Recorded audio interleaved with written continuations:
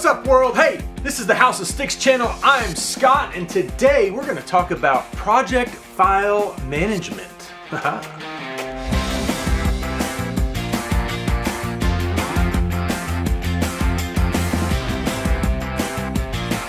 Have you ever opened a project folder looking for a specific file and not been able to find it because you haven't kept any of the files organized?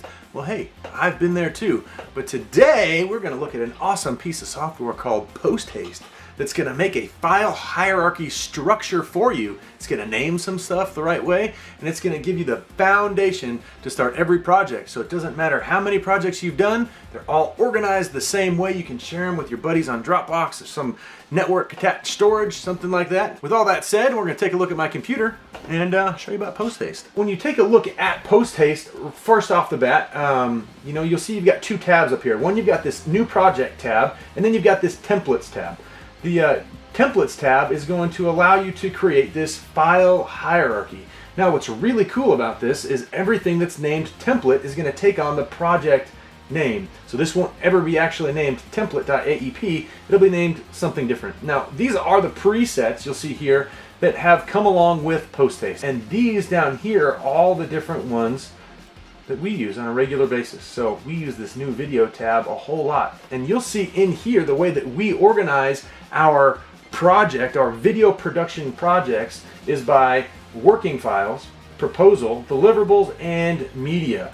Now, on a typical film set, what you're going to see is in the media folder, you're going to have this this video files here, right? And the DIT is going to provide you with here's a day, and here's the magazine or the clip or the whatever file structure he kind of works out. Put this little text file in here to say, hey, put the files here. But in the video, in here, we're going to put the raw, and then if your camera spits out proxies, we put the proxies in there. Audio, you've got the music, you've got the voiceover, you've got sound effects, production sound. This is recorded on set. You've got sort of the sync sound if you're using a software that syncs it all together. And then in here you've got mixes in case you're going to make some custom music. Then we have deliverables and the versions. So this is kind of where any file we create, we're going to be able to look in this deliverables folder and produce the file that we've provided to them. And then we put all the ones that they don't like, version 1, 2, 3, in this versions folder, and then we know we delivered version 4. Proposal, underneath here we have signed documents from our clients.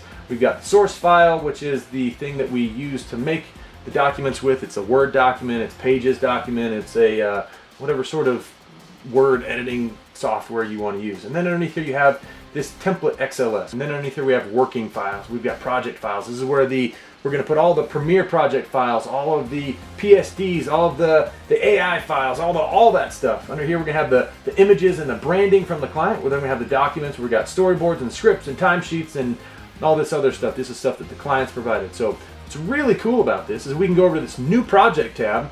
We can select new video, and then you're going to see that we've created 116 projects since using this product, and which is why I really like it. But what you put in here is you put in any sort of name. Let's say today we want to work for client name.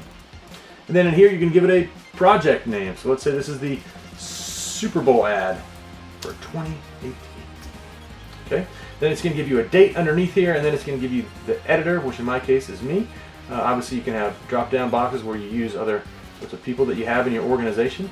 But it's cool because it remembers all of the project names and all the client names and all that other stuff. So when you click this create project, what it's going to do is it's going to say processing, let it work through a little bit, and then it's going to provide this, which is super cool because now you have all these other project files, and in here you've got the same sort of file hierarchy, right?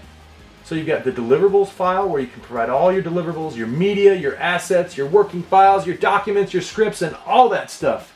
So my suggestion to you is going to be make sure that you get all of this stuff squared away. You can do it all really efficiently, so when you share this document with anybody else, it's all going to be there.